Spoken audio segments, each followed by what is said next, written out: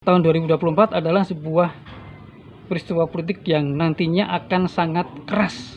Aksi politik yang mungkin saja akan sangat menimbulkan gesekan sampai kepada akar bawah ya.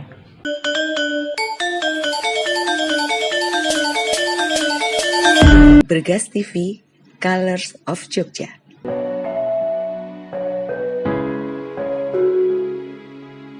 Salam Bergas.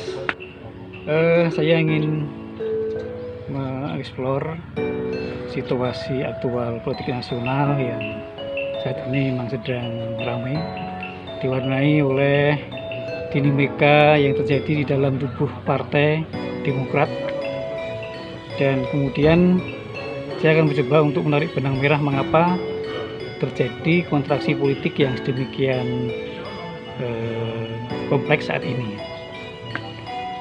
Saya mengibaratkan sekarang ini arena politik di Indonesia ini seperti arena balap kuda liar. Jadi masing-masing aktor politik itu merasa saat ini adalah start sama-sama dari nol, sehingga mereka merasa punya peluang yang sama untuk menjadi presiden tahun 2024. Sebenarnya ini sudah mulai terasa ketika pemilu 2019 pada saat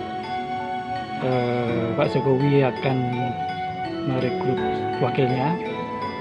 Itu sudah mulai ada indikasi bahwa aktor-aktor itu sudah mulai pasang kuda-kuda untuk kemudian mempersiapkan diri menjadi wakil presiden. Karena posisi Wapres saat itu, maksud saya tahun 2018 itu ke depan akan sangat strategis untuk kemudian menjadi presiden berikutnya. Kemunculan Pak Mahfud yang kemudian pada last minute batal diganti dengan Pak Ma'ruf Amin itu banyak dispekulasikan bahwa Wapres yang kemudian dipaksakan untuk Pak Jokowi adalah Wapres yang sudah berumur dan nantinya tidak punya ambisi lagi untuk menjadi presiden berikutnya. Ini kan sebenarnya sudah mulai diindikasikan para aktor politik itu pasang kuda-kuda, jangan sampai ada Wapres yang potensial kemudian menjadi presiden.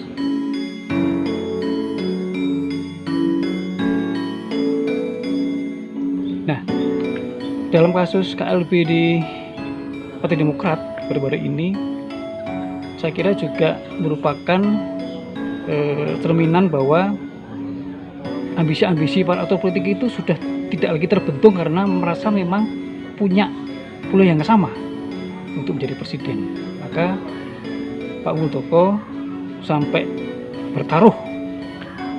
bertaruhkan reputasinya sebagai orang istana, kemudian masuk dalam internal Partai Demokrat juga karena merasa bahwa dia berpeluang besar untuk menjadi presiden. Tidak ada lagi incumbent, sehingga kemudian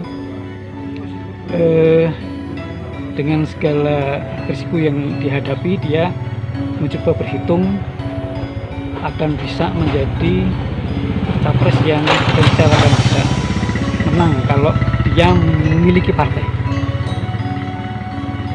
Membangun sebuah partai politik memang tidak ringan dan sangat berat karena membutuhkan biaya yang sangat tinggi, kemudian juga dukungan struktur di masyarakat yang juga sangat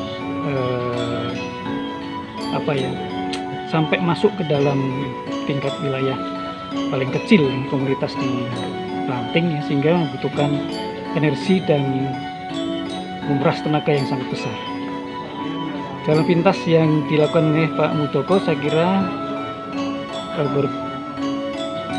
berpusat pada satu keinginan jalan pintas saja. Nah, tentu ini kemudian menimbulkan kontraksi politik yang sedemikian luas karena orang juga akan kemudian berspekulasi apakah Muldoko ini sendiri secara solo melampiaskan ambisinya untuk menjadi capres atau ini menjadi bagian dari sistem politik. Artinya kemudian apakah pemerintah ya sebagai sebuah institusi itu juga membackup manuver Pak Muldoko. Pak Mahfud sebagai Menko Polhukam sudah memberikan satu respon bahwa pemerintah tidak bisa dengan serta-merta kemudian mendukung atau menolak gerakan KLB itu, karena memang ada aturan bahwa masyarakat berhak untuk mengekspresikan pendapatnya, untuk bisa bebas berkumpul dan sebagainya.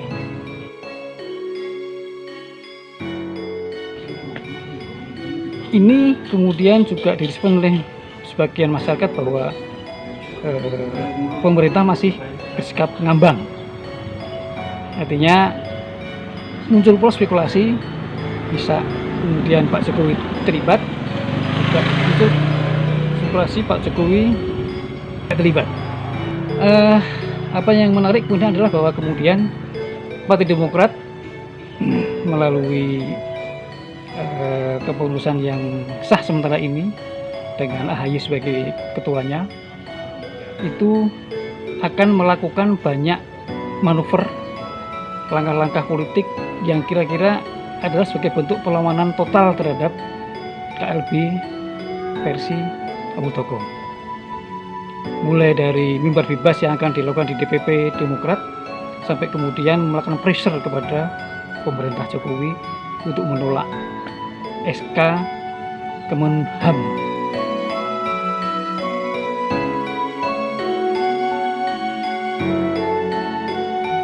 Saya ingin menarik pelajaran dari dinamika politik ini bahwa tahun 2024 adalah sebuah peristiwa politik yang nantinya akan sangat keras dalam kontestasi maupun kemudian dalam aksi politiking yang mungkin saja akan sangat menimbulkan gesekan sampai kepada akar bawah ya. Ini sudah mulai terlihat dari kemunculan para buzzer-buzzer yang sudah sedemikian frontal, saling menihilkan satu sama lain, saling membuli, saling melecehkan dan sebagainya itu. Belum lagi ini diwarnai oleh pertempuran ideologi yang terus akan terjadi ya, sejak Jokowi menjadi presiden sampai pertama kali, yang kedua ini juga antara ideologi-ideologi yang berbasis kepada politisasi keagamaan dan ideologi kebangsaan. Nah, jika masyarakat tidak diberi edukasi dan literasi mengenai bagaimana membaca situasi ini secara cerdas, maka fragmentasi di kalangan masyarakat juga akan terjadi dan akan menjadi sebuah bom waktu. Maka yang harus diselamatkan adalah generasi muda yang kemudian menjadi organ pemilih paling besar ya, paling potensial nanti pada 2024. Jangan sampai generasi muda ini kemudian secara mentah memakan hoax, bullying, dan kemudian fitnah-fitnah dan aksi-aksi manuver politik yang dilakukan oleh masing-masing aktor politik. Bagi saya yang paling penting adalah bahwa kemudian civil society, ya, masyarakat sipil, kemudian